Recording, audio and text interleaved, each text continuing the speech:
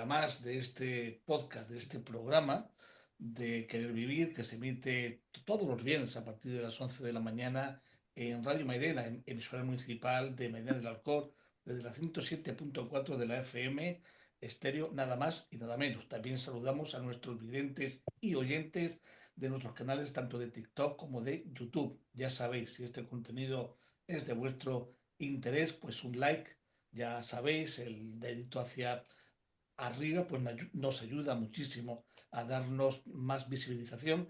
Y si os suscribís y le dais a la campanita negra, pues vais a tener en tiempo real todos nuestros programas. Bueno, pues hoy vamos a hacer un segundo programa sobre un tema que a mí me apasiona mucho, como es el cerebro. De hecho, yo me hice psicólogo porque el cerebro, su estudio y su influencia en la conducta humana me apasionaba y me sigue apasionando, y cada vez nos deja más sorprendidos del nivel de conocimiento científico que vamos acumulando. Y para eso vamos a repetir programa con nuestro doctor en biología molecular, Mario Muñoz. Mario, muchísimas gracias por estar aquí y bienvenido. Muchas gracias a vosotros por contar con mi presencia y es un placer. Siempre estaré dispuesto a atender vuestras llamadas. Muchísimas gracias. Y por supuesto, vamos a saludar a una persona que hoy interviene por primera vez, que es Jorge Aniza, hermano de nuestro compañero Luis Aniza, que es nuestro fan número uno, nuestro primer fan. Jorge, muchísimas gracias por estar aquí y también a ti, bienvenido. Muchísimas gracias, es un placer estar aquí por primera vez y deseando que empiece el programa. Muchísimas gracias por estar. Y por supuesto, en último lugar, y no menos importante, nuestro querido compañero Luis Aniza. Luis, muchísimas gracias, compañero. Muchas gracias a vosotros, un placer como siempre, encantado de que hoy por fin mi hermano esté con nosotros, se haya animado y nada, pues deseando de empezar y darle las gracias a Mario por su presencia porque bueno, porque va a ser otro programa apasionante como fue el primero. Exactamente, seguro que sí. Bueno, pues para los que no recuerden quién es nuestro invitado, porque ya estuvo aquí por primera vez, hace unas cuantas semanas, el doctor Mario Faustino Muñoz Pinto es un destacado investigador en el campo de la bioquímica y biología molecular. Actualmente es profesor titular de la Universidad del Departamento de Bioquímica y Biología Molecular de la Universidad de Sevilla, la Universidad Hispalense. Su investigación se centra en la bioquímica del envejecimiento y ha participado en varios proyectos de investigación, incluyendo estudios sobre la inflamación cerebral y la longevidad, así como el desarrollo de estrategias farmacológicas para minimizar el daño neuronal asociado a enfermedades neurodegenerativas. El doctor Muñoz ha publicado numerosos artículos en revistas científicas diversas y capítulos en libros, destacando su trabajo sobre el hidroxitosol y el aceite de oliva en la prevención de enfermedades relacionadas con el envejecimiento.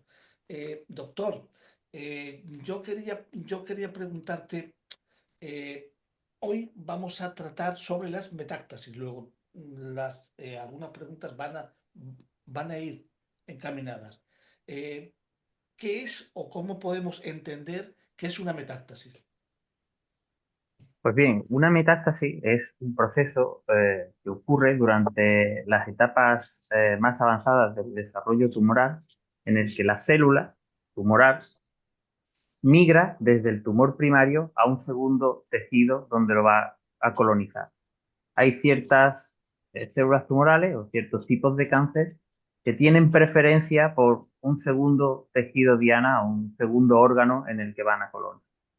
En el que yo más he estudiado pues son las metástasis cerebrales, ya que existen ciertos tipos de cánceres, como el cáncer de mama, el cáncer de pulmón, el melanoma, cuyo segundo órgano diana, aparte también de otros, como puede ser el pulmón o el hígado, tiene como objetivo colonizar el cerebro. Y eso pues tiene una serie de complicaciones y complejidad por el propio hecho de la fisiología que tiene nuestro sistema nervioso central. Eh, una duda que tenemos, o que tienen muchos oyentes, es cuando un proceso cancerígeno, por ejemplo, el cáncer de un tipo de cáncer de pulmón, si la metástasis llega a lo que es el cerebro, estamos hablando de un tumor, o un tumor es otra cosa, un tumor cerebral. Un tumor es una masa, en su definición más básica, un tumor es un crecimiento anormal de células. Si ese tumor es maligno, pues entonces estaríamos hablando de un cáncer. Eh, para diferenciar el cáncer primario, es decir, donde es en su origen, de la metástasis, del tumor que se ha generado por esa célula que ha invadido un tejido, un segundo tejido, a ese tumor se le denomina tumor secundario. Cuando hablamos de tumores cerebrales, pues tenemos que diferenciar entre el que es primario, es decir, el que se origina en el cerebro, como puede ser un glioma o un astroglioma, son células tumorales de tejido de origen o de estirpe neuronal o astroglial, y un tumor secundario, pues sería una metástasis, es decir, sería un tumor que está creciendo, pero que su origen proviene de exterior al sistema nervioso central. Provenir de cáncer de mama, también puede venir del colon o puede venir de melanoma o de pulmón. Entonces estaríamos hablando de un tumor secundario. Mm, Muy bien. Luis Eliza, adelante, compañero. Sí, Mario, yo te voy a hablar de un hecho que yo viví, ¿eh? Yo era muy joven. Nuestro abuelo Faustino tuvo un cáncer de colon. ¿Eh? A él se le extirpó el colon, ¿vale?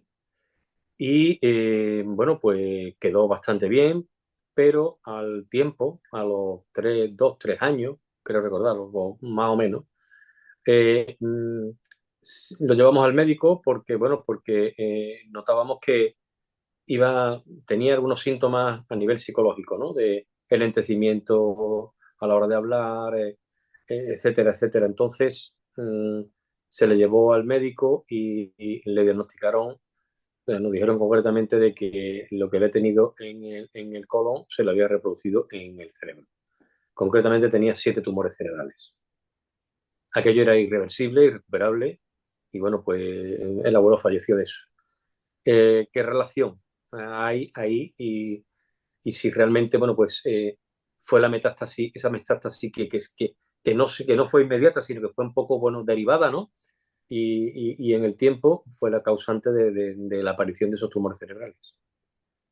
Sí, la gran mortalidad que tienen los cánceres que metastatizan, o sea, los cánceres que tienen como un órgano segundo diana, el cerebro, es la alta mortalidad. Cuando un tumor, ya sea de colon, de cáncer de mama, es localizado en su origen primario y tratado, en lo que hoy en día hay bastante avance científico en los que los tumores, cuando se diagnostican con cierta precocidad, de forma precoz, el ratio de supervivencia de los pacientes es muy alto. O cuando ese tumor metastatiza hacia otras regiones del cuerpo, en el que pues, por tratamiento de quimioterapia, inmunoterapia, es bastante efectivo. No lo es tanto así cuando esa metástasis se produce en el cerebro. Y esto es por la idiosincrasia que tiene el propio cerebro, y es en parte debido a la barrera hematoencefálica. La barrera hematoencefálica es un, un, forma parte de los vasos sanguíneos que rodean todo nuestro sistema nervioso central, y su función primordial es aislar a ese tejido que es muy sensible a cualquier daño, ya que las neuronas no se regeneran, de cualquier efecto tóxico externo que pueda afectar. Eh, pero claro, eso es un arma de doble filo cuando estamos hablando de una metástasis. Cuando una metástasis invade el sistema nervioso central, es muy difícil poder diagnosticarla, ya que los agentes de diagnóstico no pasan esa barrera hematoencefálica, ni tampoco los agentes terapéuticos. Los agentes terapéuticos no atraviesan esa barrera hematoencefálica, entonces tampoco podemos tratar estos tumores. El hecho de que esas células tumorales que consiguen migrar, porque mm, el desarrollo del tumor de alguna forma las adapta para poder invadir otros tejidos y tener una serie de propiedades que las hacen capaces de poder atravesar esa barrera. Ya digo de antemano que no es un proceso fácil, ni todas las células que metastatizan consiguen atravesar la barrera hematoencefálica. Es un proceso de muy poca eficiencia. Se cree que en torno a menos del 1% de células circulantes tumorales en nuestra sangre consiguen atravesar esa barrera y luego tienen que enfrentarse al sistema inmune que hay en nuestro cerebro, y la eficiencia de supervivencia es muy baja. Lo que ocurre es que hay un tumor, se estima que 1 gramo de tumor puede al menos liberar 1 millón de células al torrente sanguíneo. Es decir, son muchas células. Y aunque el proceso de metástasis o de atravesar la barrera hematoencefálica sea un proceso muy poco eficiente, al ser tan cantidad de células tumorales las que ya están circulantes, pues algunas sobreviven. Y además estas células que atraviesan esta barrera hematoencefálica tienen una propiedad, y es que si las condiciones del entorno no son propicias para su crecimiento, pueden entrar en un estado de quiescencia o durmiente. Entonces, aunque el tumor, como el caso que nos comenta del abuelo Faustino, tuvo un cáncer de colon y se le extirpó y no parecía en los años siguientes o en las sucesivas revisiones, no aparecía metástasis en ningún otro lado, estas células en el cerebro pues, ha podido quedar durmientes. Y cuando ha pasado un tiempo, 2 o 3 años, esta célula comienza a proliferar. Y como ya digo, cuando la célula tumoral metastática en el cerebro es pequeña o la metástasis, también cuando es pequeña se denomina micrometástasis, la barrera hematoencefálica las protege y no hay forma ni por agentes diagnósticos, haciendo un TAC o una resonancia magnética, no hay forma de detectar. La única forma de detectarla es cuando el tumor ha crecido lo suficiente que ya rompe físicamente esa barrera hematoencefálica y por ahí se filtra, digamos, los agentes de diagnóstico. Y además otro caso curioso es que estas metástasis en el cerebro son tan pequeñas que ni siquiera producen una sintomatología. Y cuando crecen lo suficiente, producen una sintomatología que no es específica. Y muchas veces es difusa, porque dependiendo de la zona en la que la metástasis se encuentre, pues si se encuentra más en un área motora, pues la sintomatología va a ser alteraciones motoras. Si se encuentra en un área más occipital, pues la alteración puede ser algo más relacionado con la corteza visual y no es muy específica. Entonces, una persona que empieza a tener sintomatología inicial de un proceso tumoral metastático en el cerebro, pues suelen ser dolor de cabeza, visión borrosa, pérdida de la musculatura, síntomas que son muy difíciles. Y cuando ya se acude al médico, como comentado antes, de alteraciones cognitivas, cuando ya se acude al médico en esa situación, pues ya el tumor se ha desarrollado suficiente que es prácticamente imposible poder tratar. Por una parte, porque la barrera hematoencefálica, aunque ya esté un poco más degradada, impide que los fármacos puedan llegar a él. Y luego, porque aún así, aunque se hayan detectado metástasis, habrá metástasis que no se han podido detectar y que se desarrollarán en un futuro. Por lo tanto, los ratios de supervivencia de las personas que desgraciadamente tienen metástasis cerebrales, pues es muy bajo. Aunque el tumor primario pueda ser tratable y eliminado y la persona tener volver a tener una esperanza de vida normal, pues cuando se encuentran metástasis cerebrales, la verdad es que a día de hoy, lamentablemente, hay muy pocos mecanismos para poder tratar. Ujú. Muy bien. Jorge, adelante. Mira, Mario, yo quería preguntarte con respecto a nuestro país, en la investigación sobre el cáncer, con respecto a otros países, ¿cómo lo ves tú? A ver, pues eso es muy buena pregunta y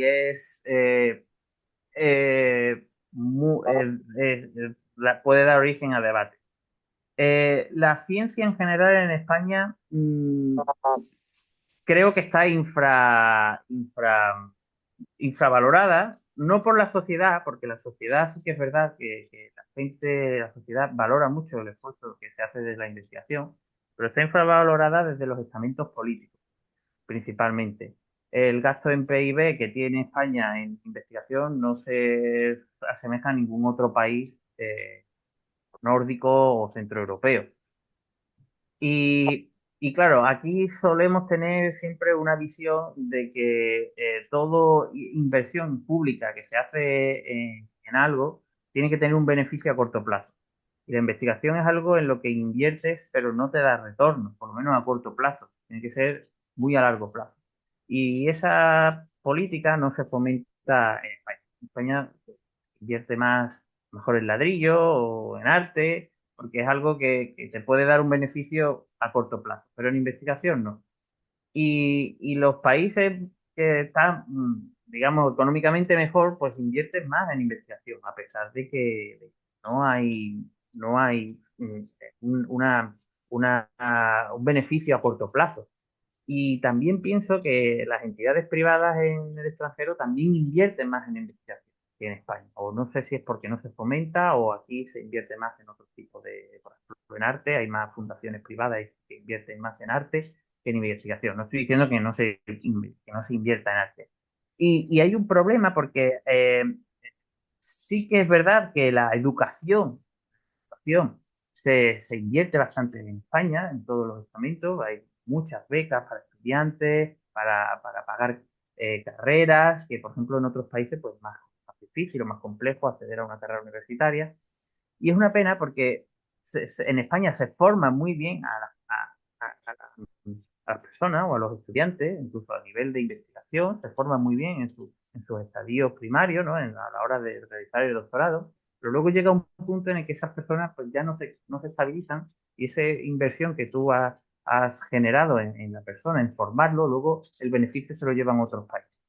Otros países que captan, estoy hablando de Reino Unido, Alemania, Suecia, que captan esa formación, ya esa persona está formada y ahora es cuando es productora, productiva, y entonces pues el beneficio se lo llevan otros países. Y es ahí donde yo quizás veo que carezca también España no solo en invertir en la ciencia, sino en estabilizar esa inversión que ha hecho cuando ha formado a profesionales que se lo llevan a otros países. Me pongo de ejemplo de mí porque cuando yo acabé mi tesis doctoral, pues no me quedó otra que irme al extranjero, que, no es, que es una experiencia también que hay que tener, ¿no? Para todo, pero era más forzada más que opcional. Y en el extranjero, pues un investigador bueno formado en España tiene bastante prestigio y es captado y no le falta trabajo. Muy bien. Mario, yo te quería preguntar, independientemente de las dos enfermedades oncológicas que has descrito antes, que pueden desarrollar metástasis cerebrales, como es el cáncer de mama o el adenocarcinoma de colon, ¿qué otros tipos de enfermedad oncológica eh, son más proclives, independientemente de estas dos, para desarrollar ese tipo de metástasis cerebral? Pues bien, los tumores con mayor probabilidad de metastatizar al cerebro son el pulmón, cáncer de pulmón, específicamente el de células no small cancer cells, o sea, de células no pequeñas, y el melanoma y cáncer de mama. Son los tres, el top tres, ¿no? de tumores que metastatizan a cerebro. Luego tendríamos en menor medida cáncer de colon y de riñón, pero en muy pequeño porcentaje. Estos cáncer de colon suele metastatizar más a pulmón y a hígado y a hueso también. Pero no es que tengan preferencia solo por un único tejido. Ellas metastatizan a todos los tejidos, pero principalmente en mayor proporción, pues algunos tumores tienen mayor preferencia por un tipo de tejido. Yo creo que nunca se va a repetir lo suficiente la prevención en todos los campos médicos, pero particularmente en el tema de la enfermedad oncológica.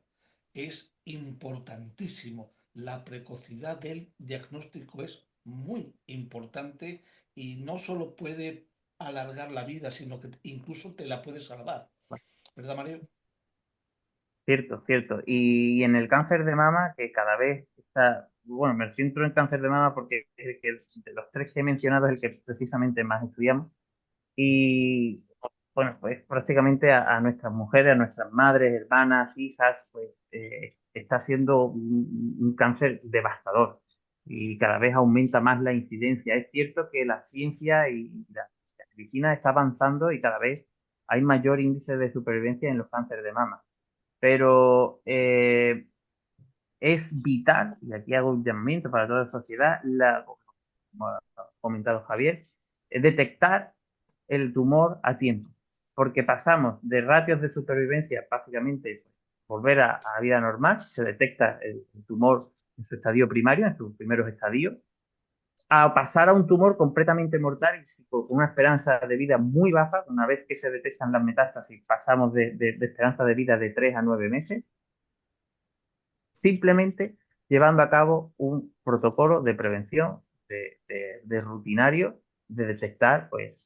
mediante mamografía, si estamos hablando de cáncer de mama o si estamos hablando de cáncer de melanoma, pues vigilar bien esos lunares que nos van creciendo, que el cáncer, el melanoma también, si se detecta a tiempo, pues esperanza de vida es como si no hubieras tenido nunca un tumor o cáncer.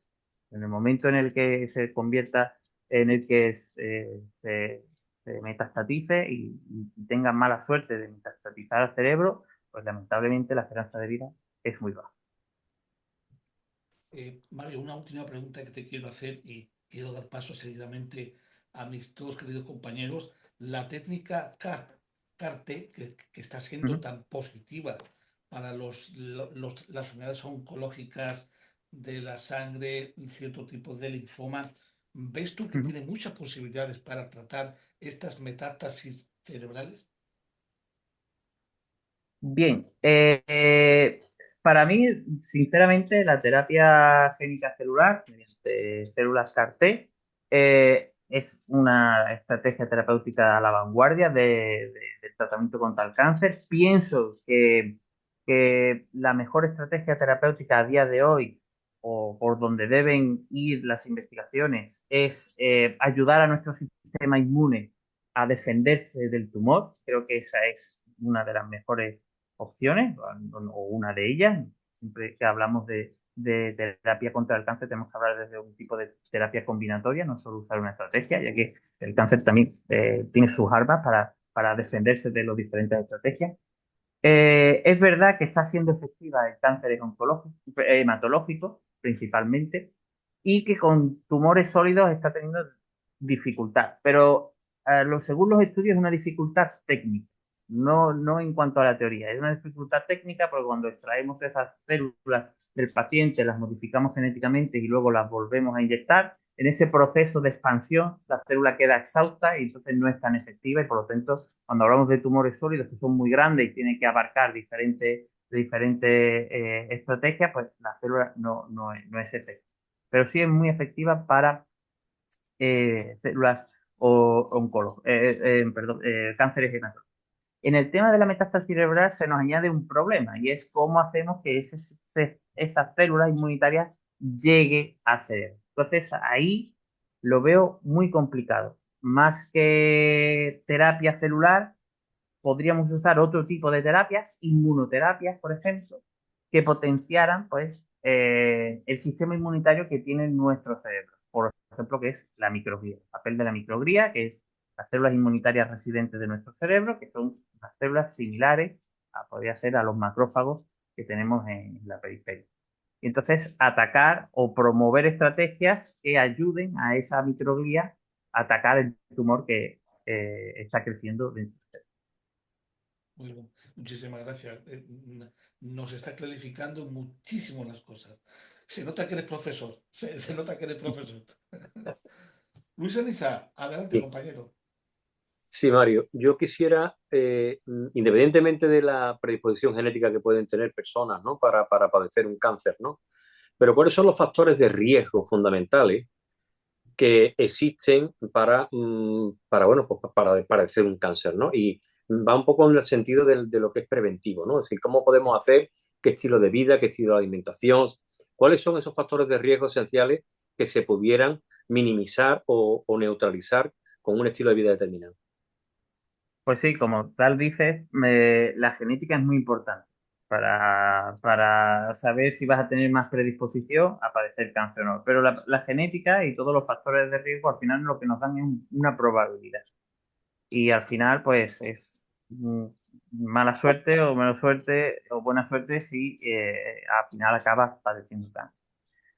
La genética no podemos modificar porque no está en nuestras manos, pero sí que tenemos otro papel importante que son los factores externos, los hábitos y de vida saludables. En cuanto al factor de riesgo más importante de peso para padecer un cáncer, lamentablemente es la edad.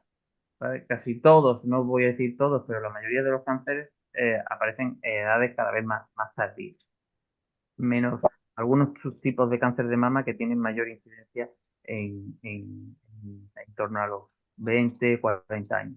Pero la mayoría de los cánceres suelen tener un pico en torno de, bueno, este rango varía mucho entre unos cánceres y otros. Podríamos hablar entre 40 y 60 años tienen un pico de incidencia en la mayoría de los cánceres. Y luego ya a partir de los 70, de los 80 vuelve a bajar. Quitando la genética, los hábitos de vida saludables, pues obviamente van a jugar en nuestro favor. Eh, las células cancerígenas, pues, mm, si tienen una predisposición genética a crecer incontroladamente, pues eso se va a ver favorecido por agentes externos que puedan hacer daño a estas células.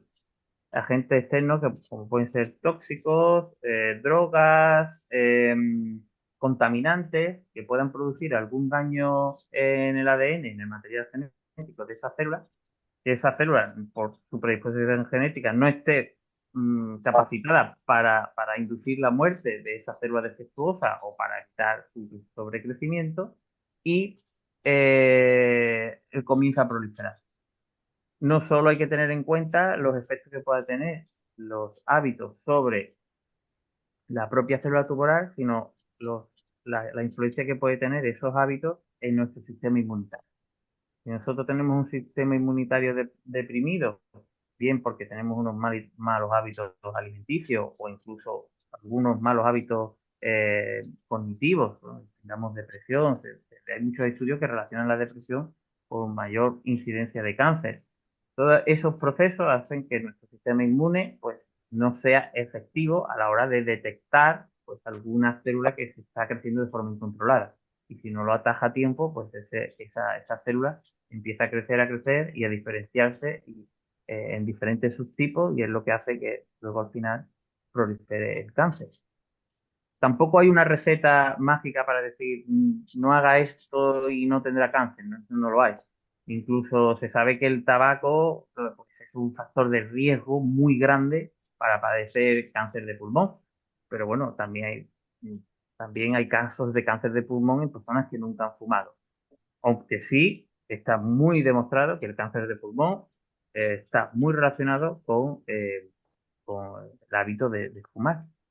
El cáncer de hígado, pues con el hábito de ingesta de alcohol, ingesta de altas cantidades de grasas también, un índice de masa corporal alto también tiene una alta probabilidad de padecer cáncer, es decir, la obesidad. Todos estos factores al final van a promover un mayor riesgo a padecer cualquier tipo de tumor. Muy bien, muchísimas Bien. gracias. Jorge, adelante, compañero. Vamos a ver, Mario, ¿en qué estadio de evolución debe de estar el tumor origen para que pueda generar la metástasis? Normalmente entre el estadio 3 y 4. Entonces, el primer estadio, pues el crecimiento de la masa tumoral. El segundo empieza a ese tumor a invadir los tejidos anexos. Y en el tercero ya empieza a ser patente en los ganglios linfáticos. Es decir, ya son la zona donde está los ganglios linfáticos, una red de vasos, no la sangre, pero es una red en la que es rica en células inmunes y cuando también se puede diseminar, antes comenté que las metástasis se podían diseminar a través de los vasos sanguíneos, pero también se pueden diseminar por los vasos linfáticos. Y en el cuarto estadio es ya cuando la célula tumoral que ha metastatizado ha colonizado otro tejido. Sería ya el estadio 4. Aunque estos estadios, pues siempre en un tumor es muy difícil a veces establecer un límite. Porque en un estadio primario y un estadio secundario ya puede haber células metastatizantes. Por ejemplo, en el caso que comentamos antes, pues aunque tú extirpes un tumor primario, a veces hay que continuar, seguir haciendo seguimiento porque ha podido liberar células que están durmientes en otros tejidos. Entonces, bueno, por clasificar, pues se clasifica de la forma que he comentado, pero que biológicamente a veces no funciona tan estrictamente. Y también la clasificación a veces ayuda a la hora de afrontar una terapia. En el estadio primario, quizás se hace una quimioterapia; en el estadio secundario, una radioterapia o una intervención quirúrgica. Si ha metastatizado en fase 3 ya en los ganglios, pues se hace quizás una quimio o una inmunoterapia. También se utiliza ese sistema de clasificación para aplicar una terapia. Pero biológicamente la clasificación no define realmente lo que ocurre. De acuerdo.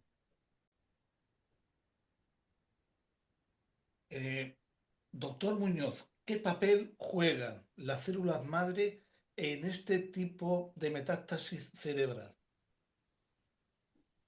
Bien, voy a comenzar a definir lo que es una célula madre para aquellos oyentes que no sepan o hayan escuchado. Una célula madre si estamos hablando de una célula madre adulta, es decir, una célula que se encuentra en un individuo adulto, entendido hoy adulto desde que nace, porque para diferenciarla de las células madres embrionarias, que son aquellas que se encuentran en el embrión, pues una célula madre que tiene una capacidad, que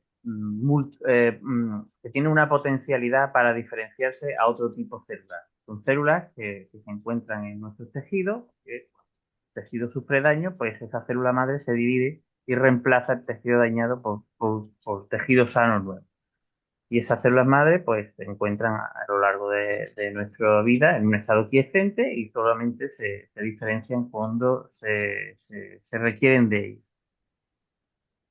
Eh, a día de hoy hay debate si existen células madres tumorales. ¿Qué se entendería? Pues igual que la célula madre fisiológica, ¿no? Adulta, pues se divide cuando está requerida por un daño, pues la célula madre tumoral pues sería aquella que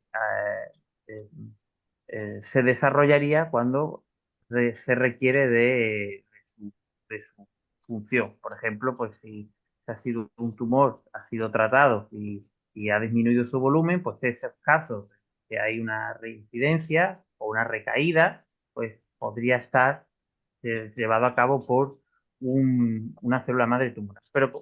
Pero como ya digo, esto tiene mucho debate y a día de hoy la ciencia no se pone de acuerdo porque las células tumorales son células que, aunque hablemos de tipos de cáncer en función del tejido donde están, muchas de estas células a veces tienen un fenotipo, es decir, una expresión génica y fenotípica que no concuerdan con el tejido en el que están. Digamos que pierden la identidad del tejido en el que están y comienzan a diferenciarse y comienzan a generar identidades diferentes. Incluso en una propia masa tumoral, en un propio tumor, podemos encontrar células con muchos fenotipos.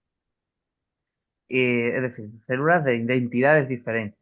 Y eso es lo que hace también, lo que complica a la hora de hacer un tratamiento. Porque conforme va evolucionando y se va desarrollando el tumor, se van creando como subtipos o identidades diferentes de células dentro de ese mismo tumor. Incluso las células que metastatizan, pues ya no son las mismas que el tumor originario. Y podríamos diseñar una estrategia terapéutica para tratar el tumor primario que no afectaría pues a las metástasis porque ya son células completamente diferentes. Entonces, por eso digo que el tema de las células madre tumorales es debatible hoy en día. a mí me gusta decir que en esto de la biología no hay verdades únicas. Y a veces cuando llamamos célula madre, simplemente es una célula normal que tiene una propiedad adicional. Eh, em, Todas las células de nuestro organismo, exactamente todas las células de nuestro organismo, a no ser que haya sufrido una mutación o algo, tienen la misma material genético, exactamente el mismo, la misma cantidad de ADN, la misma cantidad de cromosomas y los mismos genes. Lo que pasa es que a lo largo de la vida se van especializando y al final una se convierte en célula neuronal, célula muscular, célula hepática, etcétera, etcétera. Pero la célula hepática y la célula neuronal tienen exactamente el mismo ADN.